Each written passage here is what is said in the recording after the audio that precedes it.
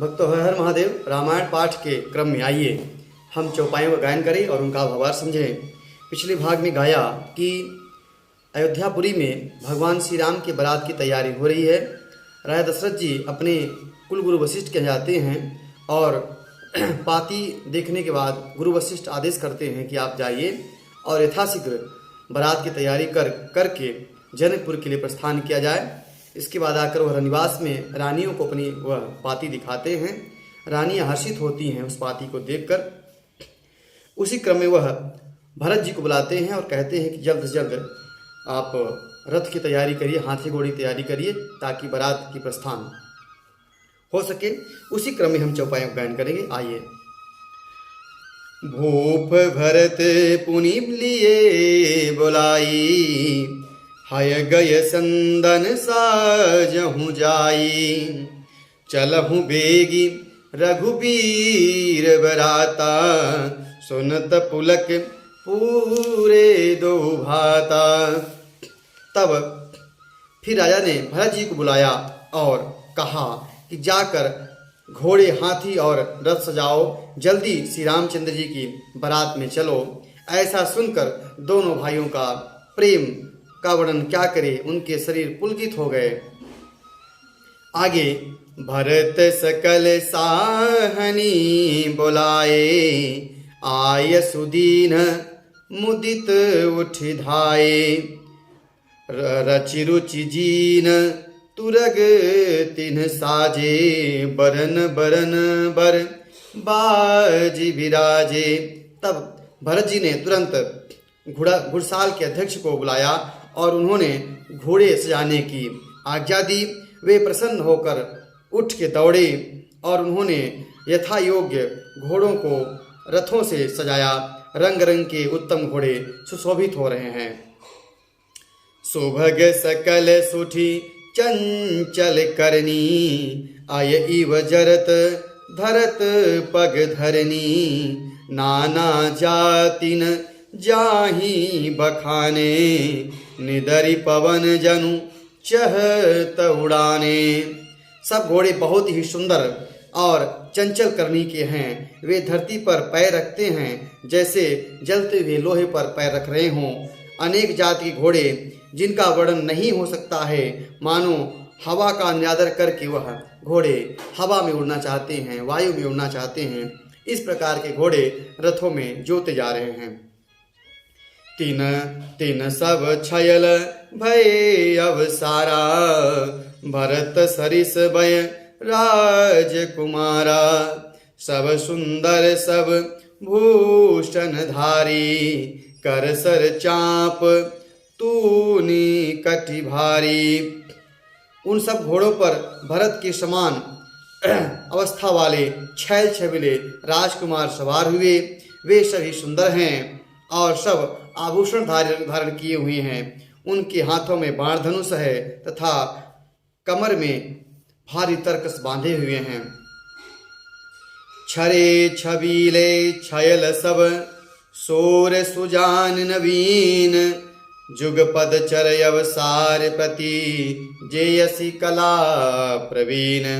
बाबा गोस्वामी तुलसीदास जी कहते हैं कि सभी चुने हुए छबीले छैल, शूरवीर और चतुर नवयुवक हैं। प्रत्येक सवार के साथ 2 पैदल सिपाही हैं जो तलवार चलाने की कला में बड़े निपुण हैं। बांधे बिरद वीर रन गाढ़े, निकसी भयपुर बाहिर ठाढ़े। फेरहि चतुर तुरग गति नाना, हर सही सुनि सुनि पनव निशाना। सूता का बाना धारण किए हुए रणधीर वीर सब निकल के नगर के बाहर आके खड़े हुए। जितने भी घोड़े हाथी सजाए गए थे वह सब नगर से बाहर आकर एक कतारबद्ध होने लगे। चतुर अपने अपने घोड़ों की तरह चालों को फेर रहे हैं और भेरी तथा नगाड़ी की आवाज सुनकर प्रसन्न हो रहे हैं। रथ सारथ ही विचित्र बनाए, ध्वज पताक मणि भूषण लाए। चवर चारु किंकिनी धुनि करही, भानुर जान शोभायप हरही। सारथियों ने ध्वजा, पताका, मणि और आभूषण लगाकर रथों को बहुत विलक्षण बना दिया। इसमें सुंदर चवर लगे हैं, सुंदर घंटियों की आवाज आ रही है। वे रथ इतने सुंदर हैं मानो सूर्य के रथ की शोभा को छीन रहे हों, ऐसे रथों की सुंदरता है। शाव करन अगणित हय होते, ते तिन रथन सारथिन जोते, सुंदर सकल अलंकृत सोहे, जिनहि बिलोकित मुनि मन मोहे। अगणित श्याम कर्ण के घोड़े थे, जिनको सारथियों ने उन रथों में जोत दिया है। वो सभी देखने में सुंदर और गहनों से सजाए हुए हैं, जो देखकर मुनियों के मन को भी मोहित कर ले। जे जल चलही थलही की नाई, तापन बूढ़ बेग अधिकाई, अस्त्र शस्त्र सब साजु बनाई, रथ सारथिन लिए बुलाई। वे जल पर भी जमीन की तरह चल रहे हैं। बेग की अधिकता से उनकी टाप पानी में नहीं डूबती। अस्त्र शस्त्र और सब साज सजाकर सारथियों ने रथियों को बुला लिया। चढ़ी चढ़ी रथ बाहिर नगर, लागी जुरन बरात, होत सगुन सुंदर सबही, जो जही कारज जात। सब रथों में चढ़ चढ़ के नगर के बाहर सारी बारात जुटने लगी। जो जिस काम के लिए जाता है सभी को सुंदर शगुन होते हैं, सुंदर शगुन प्राप्त होते हैं। कलित करी बरिहिन परी अबारी, कहीं न जाते जही भांति सवारी, चले मत गज घंट विराजी, मनहु सुभग सावन घन राजी। श्रेष्ठ हाथियों पर सुंदर अंबारियां पड़ी हैं, जिस पर सभी प्रकार की सजावट हुई है, सो कहा नहीं जा सकता है। मतवाले हाथी घंटों से सुशोभित हो रहे हैं, मानो सावन के सुंदर बादलों के समूह गरज रहे हो। वाहन अपर अनेक विधाना, शिविका सुभग सुखासन जाना, तिन चही चढ़े विप्रवर वृंदा, जन तनु धरे सकल श्रुति छंदा।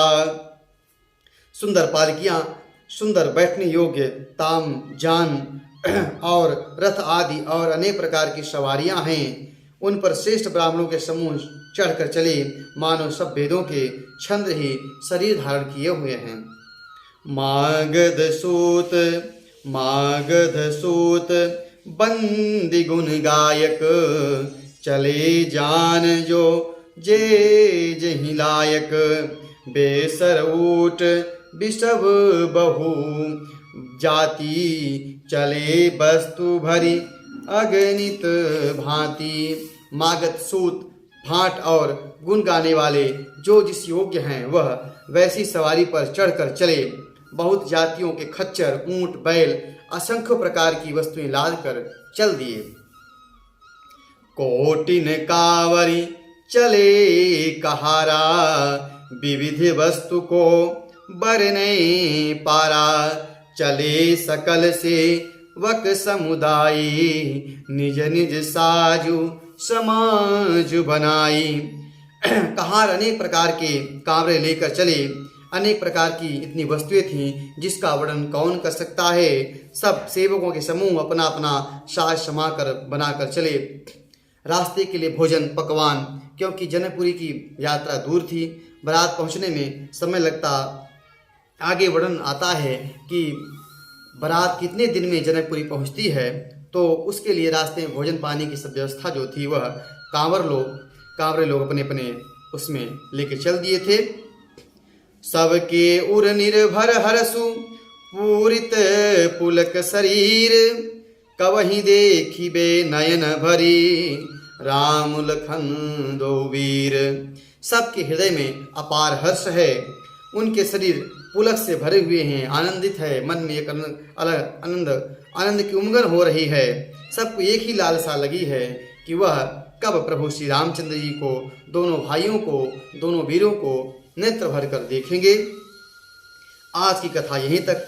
आगे बारात अयोध्या नगरी प्रस्थान होती है।